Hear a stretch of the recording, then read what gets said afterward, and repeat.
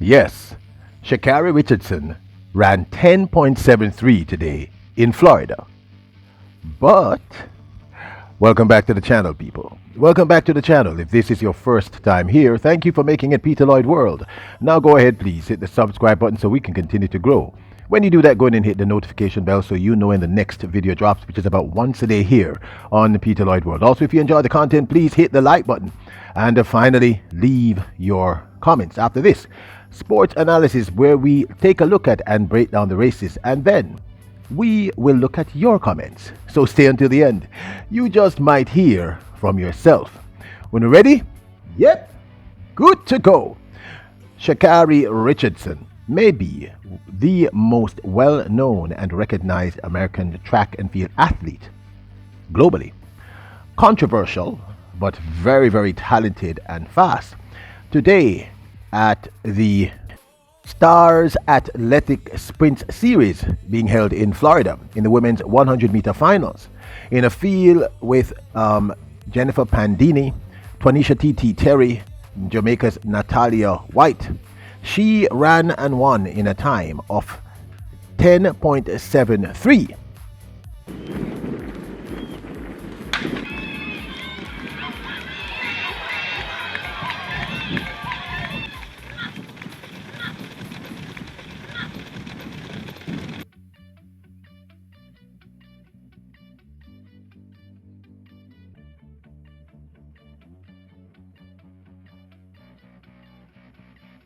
Now, 10.73 is a very impressive win for anyone. But what no one is telling you is that the wind reading was an astounding plus 4.3 meters per second, which is extremely high. Now, considering that for a race to be, a time to be legitimate, it cannot exceed plus 2.0. So plus 4.3 is more than twice the legal wind limit. And there's a second thing that no one is telling you about this race. That is that the second place runner-up, Jenna Pandini, who is not known to be the fastest 100-meter runner, ran an astounding 10.75 to take 7, with Twanisha Terry, T.T. Terry, running 10.85 to take the third position, and Jamaica's Natalia White ran 10.86. Of course, the win reading for her was slightly different. Hers was plus 3.5. What I'm saying is this: although this might seem to be a very impressive time, the truth is it's really not. Everyone in the race was running some insane times. Everybody. Pandini in second, Twanisha Terry, Jamaica's Natalia White. And this was simply because the win reading was ridiculous. People, plus 4.3 is unbelievable. It's twice the legal wind limit. It's almost as if you're running with a hurricane pushing you. So as impressive as that 10.73 is and looks, one has to take this with a massive, not a grain of salt, but a couple pounds of salt. That's all I'm saying. I'm not taking anything from Sha Carri Richardson or any other ladies, but they will tell you a plus 4.3 win and everybody running that kind of crazy time, something is off. That's what I'm saying. Now, in the prelims, she did run 10.82 to win in the prelims at the same meet. And even then, the win was a ridiculous plus 3.5.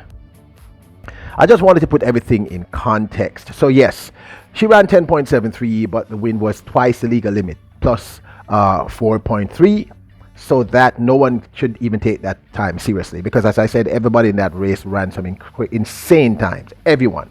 Natalia White has run a sub 11, but certainly nothing close to a 10.86. So you can't take this time seriously. That's all I'm trying to say. And I'm not trying to put a damper on all of you, because she did run a remarkable second place at the Prefontaine Classic. That is Sha Carri Richardson recently running that remarkable 10.92.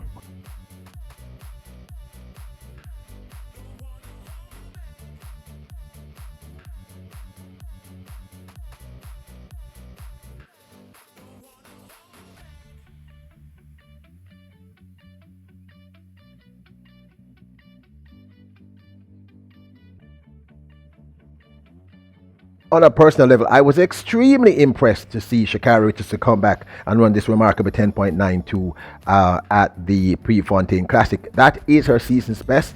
The 10.73 cannot be it's not a real time. That's all I'm saying. Okay? She ran 10.73 with a hurricane pushing her. Everybody did.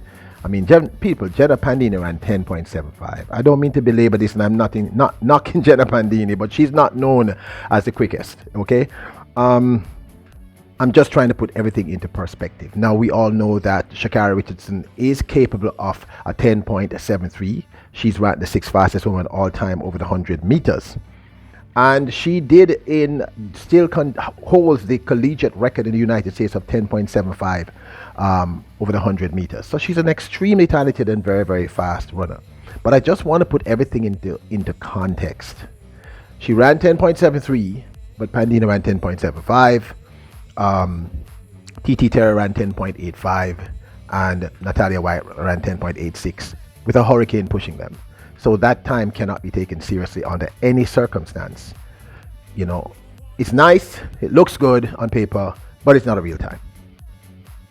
Now, of course, this is just my 2 cents, but I want to state categorically that we here at Peter Lloyd World have always stated the obvious, that Sha Carri Richardson is very talented. I mean, if you can run 10.75 in college, you can run. If you run 10.73 and be in the top 6 ranked female 100 meters all time, you are seriously talented.